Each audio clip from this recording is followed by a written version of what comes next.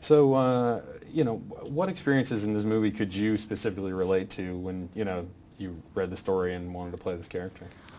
Well, that was a reason why I wanted to do the film, was also because I didn't totally relate to it. Mm-hmm. I did, in a way, but it's just a beautiful story about friendship, and I related to Leslie's character, and I love to read books, and I love clothing, and I love to use my imagination, and what really drew me to the story is there's not a lot of kids' novels out there or movies that are being made that are so worthy and really are for all ages and teach a lot of good messages and are fun and have a good balance of special effects and a beautiful story. Mm. Well, in this, especially, the emphasis is so much on imagination, and it doesn't overemphasize all the special effects and everything. But at the same time, you've already done some special effects-oriented movies. Was this a different challenge, or how hard or different or easy was it? It was totally different from anything I had really done before. I really had to interact with the special effects, Mm-hmm. you know, like the squogers and the hairy vultures and the giant. I had to do all those things, and it was hard trying to react with a tennis ball, but Josh was there, so it was a little bit more fun. You know, when you get to work with someone else, it makes things easier. And I had seen drawings in Gabor Chupo's office of all the characters and of all the creatures and beasts. So when I was acting, I tried to visualize those things attacking me. Mm-hmm.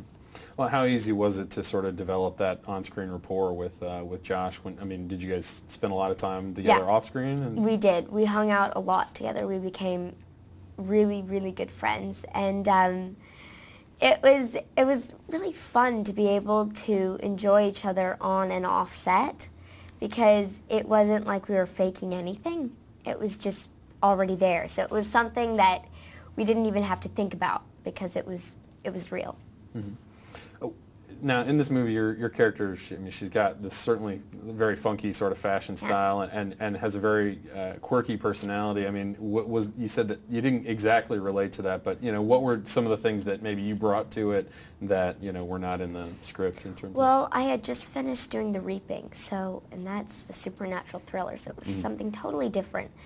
And so it was really an uplifting thing for me to become Leslie, because she's so inspirational and creative and imaginative and fun, and just she loves life. And it was really fun for me, and I wanted to become more like her. I mean, I learned lessons about friendship and just enjoying every single moment in your life and just living life to the fullest. Well, as an actress, you're obviously a storyteller, but do you have any of the sort of talents that your character does in terms of, coming up with these fantastic worlds and everything? Yeah, I do. I don't, it's kind of weird for me to say this, but yeah, I do. I love my imagination. I use it every day. I find myself just daydreaming, when I'm trying to focus, on something. I find myself just kind of going off into my little headspace, and thinking about things and where pigs fly, and it's it's really fun for me, because anything can happen in your imagination, and it's just someplace that I like to hang out, and I love books too, so I read a lot of books, and that's my Teribithia, when everything's just a whirlwind around me. I just kind of read a book or just sit in my room and think. Well, in Hollywood, I mean, young actors have to grow up so fast, and especially when you're talking about, seeing a tennis ball instead of an animal or something like that. How do you make sure that you, stay a kid when you're, in a business that sort of forces you to grow up really fast? Well, I live in Denver, Colorado, with my family, and I go to a regular school. And that, my family really keeps me grounded, and so does my friends. So do my friends. I never really think of myself as, being an actress. It's what I do, and it's what I love to do, and I would really like to keep on pursuing this acting business, and I want to go to college, though, and I want to see other options as well, but it's you know, you're not forced to grow up. It's a choice, I think.